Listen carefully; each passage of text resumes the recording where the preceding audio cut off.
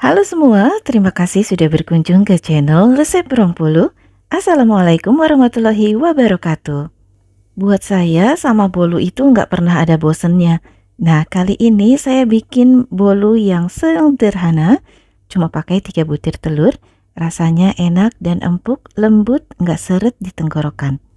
Bagaimana caranya? Yuk tonton terus videonya sampai selesai. Jangan di skip ya, supaya nggak ketinggalan step by stepnya. Saya sudah pecahkan 3 butir telur utuh suhu ruang. Kita masukkan ke dalam wadah yang bersih dan kering. Masukkan 130 gram gula pasir. Masukkan juga setengah sendok teh vanili cair, boleh pakai yang bubuk. Lalu tambahkan juga emulsifier, saya pakai SP sebanyak setengah sendok teh atau setara dengan 5 gram. Lalu mixer semuanya sampai berwarna putih pucat, mengembang kental berjejak. Gunakan kecepatan secara bertahap, dimulai dengan kecepatan yang paling rendah, sedang, kemudian kecepatan paling tinggi. Supaya hasilnya bagus kental berjejak, sebaiknya gunakan telur yang masih segar. Nah, sekarang adonannya sudah terlihat kental berjejak. Salah satu tandanya kalau mixernya diangkat akan meninggalkan jejak yang nggak mudah tenggelam, seperti ini. Selanjutnya masukkan bahan kering 15 gram maizena. Bahan kering ini selalu diayak ya, supaya mudah tercampur dalam adonan. Lalu masukkan 150 gram tepung serbaguna atau tepung protein sedang. Ini juga sama diayak, saya bagi dua dulu. Aduk-aduk dulu pakai pengaduk mixer supaya tepungnya nggak berterbangan saat mixernya dinyalakan. Mixer dengan kecepatan rendah, asal tercampur aja, nggak perlu lama-lama supaya nggak overmix. Buat teman-teman yang baru bergabung, jangan lupa tekan tombol subscribe-nya ya, supaya nggak ketinggalan video terbaru dari saya yang diupload setiap minggunya. Setelah cukup tercampur, matikan dulu mixernya, kemudian masukkan sisa tepung sambil diayak. Jadi, bolu 3 telur yang kita buat hari ini, cara bikinnya itu gampang banget. Nah, sekarang kita masukkan 2 sendok makan air matang suhu ruang. Selanjutnya mixer lagi dengan kecepatan rendah asal tercampur aja. Tapi sebelumnya aduk-aduk dulu pakai pengaduk mixer supaya tepungnya nggak berterbangan kemana-mana saat mixernya dinyalakan. Kalau teman-teman mau coba resep ini, sebaiknya gunakan wadah yang lebih besar dari saya ya. Ini saya ada salah sedikit, wadahnya kurang besar, sehingga saat mixernya dinyalakan adonannya itu agak kemana-mana. Bersihkan pinggiran mangkuk menggunakan spatula supaya adonan yang tertinggal di pinggiran mangkuk bisa tercampur dengan baik. Sekarang kita masukkan 100 gram margarin yang sudah dicairkan dan kondisinya sudah dingin. Aduk-aduk dulu sebelum dituang ke dalam adonan. Nah, untuk margarinnya sendiri dilelehkannya cukup seperti ini aja, jangan sampai meleleh banget sampai jadi minyak. Selanjutnya aduk menggunakan spatula terlebih dahulu untuk memudahkan sebelum dimixer menggunakan kecepatan rendah. Tapi kalau teman-teman mau mengaduk terus seperti ini sampai tercampur rata, itu nggak apa-apa ya. Kalau saya lebih suka diaduk pakai mixer dengan kecepatan rendah supaya pengadukannya nggak terlalu lama. Lagi-lagi hati-hati saat nge-mixer supaya adonannya nggak overmix. Ini di mixer pakai kecepatan rendah sebentar aja dalam hitungan detik, jadi nggak sampai 1 menit. Oke, sekarang kita matikan mixernya dan pengadukan akan dilanjutkan pakai spatula untuk memastikan nggak ada margarin cair yang mengendap di dasar wadah.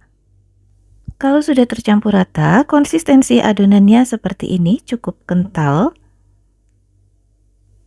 Untuk resep ini saya pakai loyang ukuran 21 x 9 x 7 cm, oles pakai margarin, kemudian dikasih alas baking paper, lalu bagian dasar loyang dioles lagi pakai margarin tipis-tipis aja. Tuang adonan ke dalam loyang. Cara menuangnya agak diangkat sedikit supaya udara yang terperangkap dalam adonan ikut keluar. Selanjutnya hentak-hentakan loyang beberapa kali untuk mengeluarkan udara yang terperangkap dalam adonan. Boleh ditepuk-tepuk dulu seperti ini, kemudian hentak-hentakan beberapa kali. Lalu siapkan sedikit minyak goreng, kemudian celupkan ujung pisau ke dalam minyak goreng, Kemudian buat guratan di bagian tengah cake seperti ini.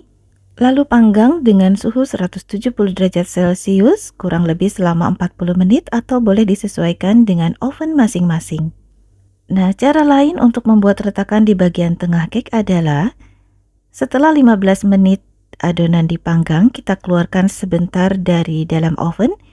Kemudian kita buat guratan di bagian tengah cake menggunakan pisau yang sudah dicelupkan ke dalam minyak goreng sebelumnya, seperti yang tampak dalam video. Jadi, cara membuat retakan di bagian tengah cake itu bisa dengan dua cara ya teman-teman. Bisa sebelum dipanggang atau bisa juga saat dipanggang. Kalau sudah, lanjutkan lagi memanggang sampai matang. Setelah kurang lebih 35 menit dipanggang, hasilnya seperti ini. Cake-nya sudah naik mengembang. Kemudian retakan di bagian tengah cake-nya juga sudah muncul. Kita tunggu sebentar lagi sampai matang.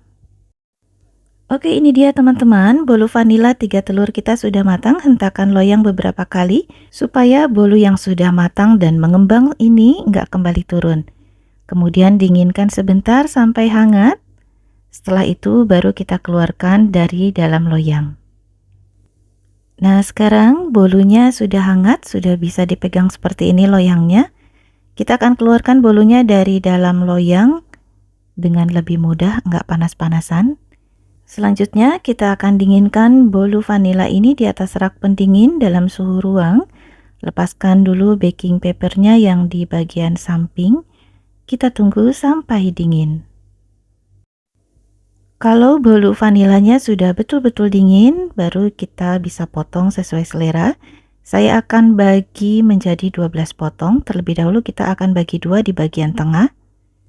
Ini salah satu cara yang biasa saya lakukan saat memotong cake yang berbentuk persegi panjang seperti ini, supaya ketebalannya kurang lebih sama rata.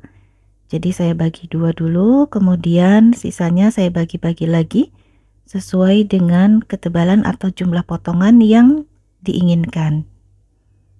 Untuk menghasilkan potongan yang lebih tebal, teman-teman bisa potong bolu vanila ini menjadi 10 bagian. Nah, kalau ini saya potong jadi 12 bagian.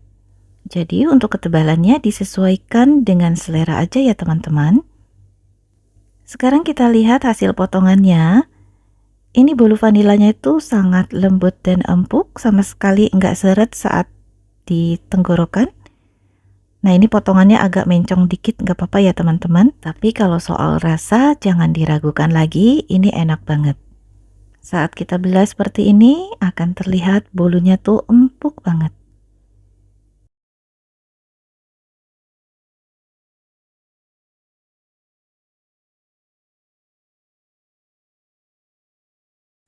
Untuk ide jualan, setelah bolu vanilanya dipotong bisa dimasukkan ke dalam plastik OPP seperti ini. Ukurannya 11 x 11 cm dan sudah berberkat. Selain itu, kalau dikemas seperti ini, maka bolunya nggak mudah kering. Nah, hasilnya seperti ini ya teman-teman. Cantik kan? Terima kasih sudah menonton video ini sampai selesai. Semoga bermanfaat dan menginspirasi. Sampai jumpa di video berikutnya. Jangan lupa tekan tombol like, subscribe, share, dan berikan komen yang positif supaya channel ini terus berkembang dan bermanfaat untuk orang banyak. Mohon maaf jika ada salah. Saya Aida dari Resep Rongpulu. Assalamualaikum warahmatullahi wabarakatuh.